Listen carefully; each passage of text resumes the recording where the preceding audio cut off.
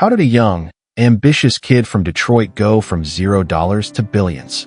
This is the story of Steve Ballmer, the energetic, determined leader who helped transform a small software startup into a global tech giant. From early struggles and risky decisions to building one of the world's most valuable companies and amassing unimaginable wealth, his journey shows that boldness, loyalty, and perseverance can change everything. Stay tuned, because this ride from student dorms to boardrooms is nothing short of extraordinary. Steve Ballmer was born on March 24, 1956, in Detroit, Michigan, USA. He grew up in a middle-class family. His father worked as a Ford Motor Company manager. From a young age, Ballmer showed both intellectual talent and competitive drive. At school, academics and sports both interested him. He was tall and physically imposing, reportedly around 6 feet 5 inches, traits that matched his energetic personality and helped him stand out. Later, he enrolled at Harvard University, where he studied mathematics and economics, graduating in 1977. While at Harvard, he met a fellow student, a young man named Bill Gates, a connection that would change Ballmer's life forever.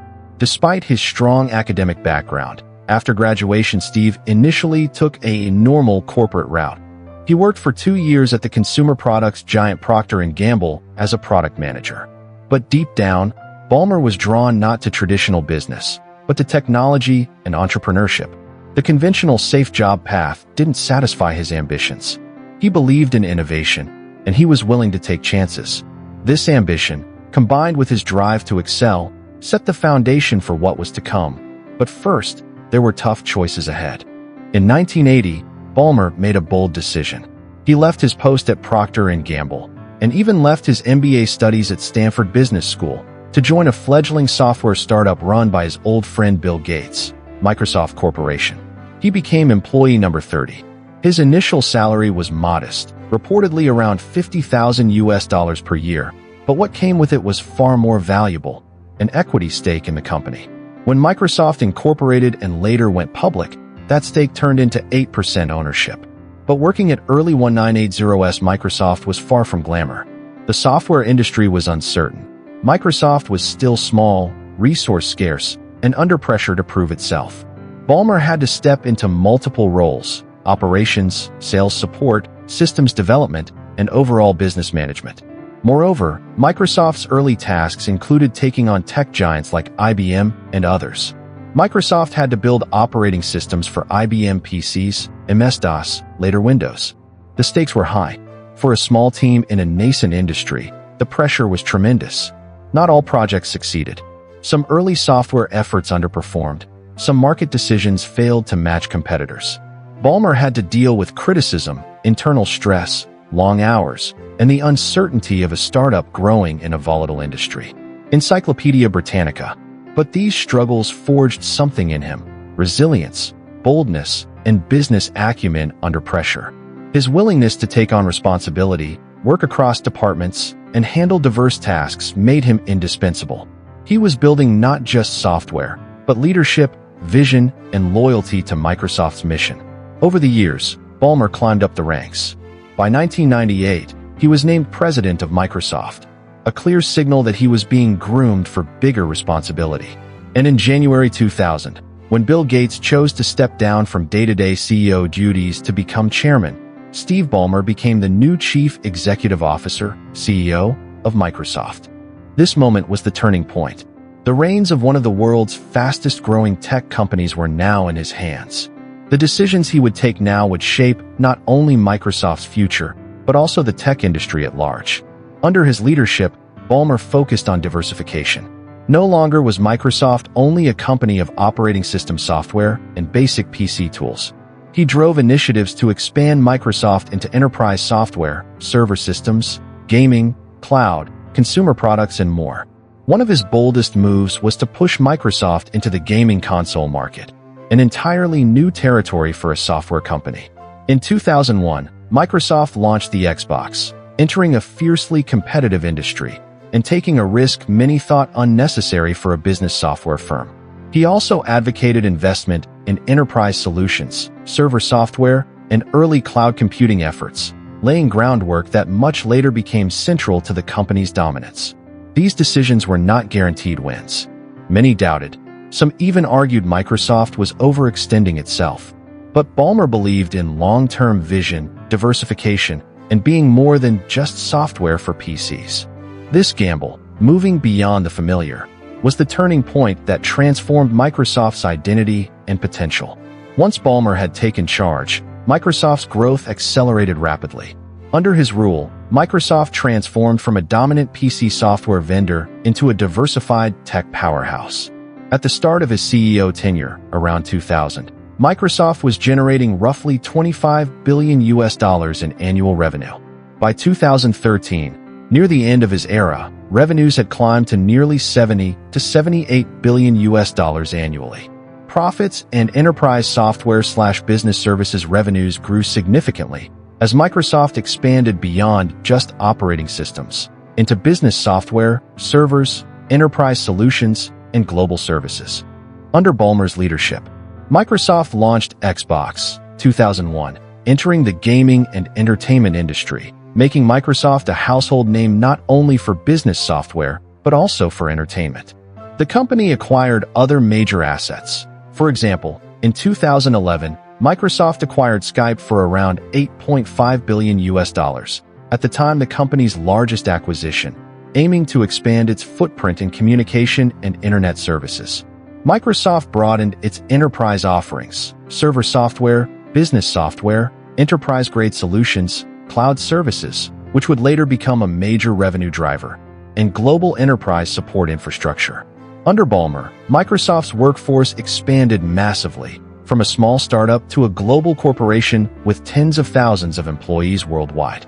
The company's transformation under his leadership made it not just a PC software firm, but a diversified tech conglomerate, present in gaming, enterprise, communications, and more. Because Ballmer joined early, accepted compensation in the form of equity, and stayed loyal even while others diversified, his personal wealth grew in tandem with Microsoft's success. As of 2025, estimates put his net worth among the world's top, built largely on his Microsoft shareholding, around 333 million shares, roughly 4% of the company, making him one of the richest people globally. His wealth came not just from stock value, but also dividends and long-term holding strategy, demonstrating the power of patient ownership over quick gains. But it weren't all smooth. Criticisms and missed opportunities. While Ballmer oversaw impressive growth, Microsoft under his leadership also faced criticism. The company struggled to compete in certain emerging markets and missed some big shifts: mobile phones, smartphones, early internet search dominance, and early cloud trends lagged compared to some rivals. Projects like the company's portable media player, Zune, never captured market dominance. Encyclopedia Britannica. Some argued Microsoft under Ballmer was too slow to adapt to changing consumer trends: smartphones, mobile, modern internet. But despite those setbacks, Ballmer's long-term vision, diversification efforts, and enterprise software strength kept Microsoft stable and growing, proving that success isn't only about perfect wins, but about resilience, adaptation, and long-term commitment. Key life after Microsoft and diversification, optional but inspiring. After stepping down as CEO in 2014, Ballmer didn't exit quietly.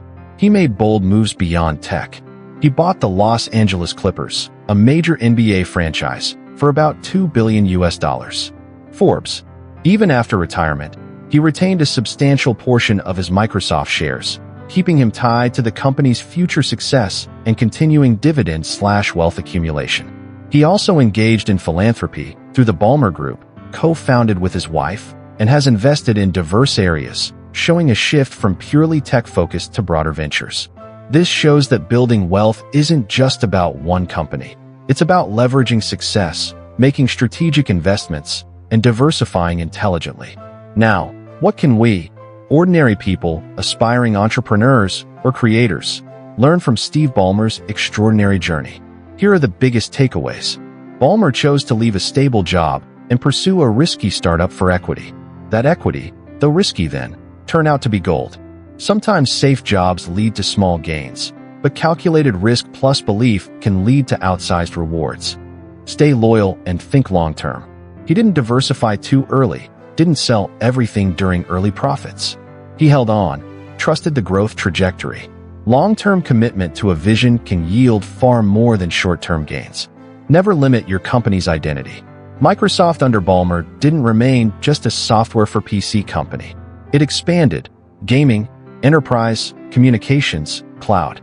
Success comes when you evolve, diversify, and anticipate change. Leadership means wearing many hats. Early on, Ballmer managed operations, sales, development, learned all aspects of business. That prepared him for bigger leadership roles. Versatility and understanding across functions give you edge. Bold decisions are scary, but powerful. Launching Xbox, acquiring Skype, expanding enterprise solutions, these weren't safe moves. But bold, well-timed decisions make difference. Don't be afraid to step outside comfort zones when you see potential. Wealth is not equal to just money. Influence and legacy matter. Ballmer's wealth allowed him to buy a sports franchise, invest in philanthropy, and diversify beyond tech. Aim for sustainable success, impact, and legacy, not just quick money. Perseverance under pressure. Early failures, industry pressure, competition, all were intense. Still, he persisted. When things look uncertain, consistency and resilience matter more. Steve Ballmer's journey shows that with ambition, focus, loyalty, and the courage to take risks, ordinary beginnings can lead to extraordinary success.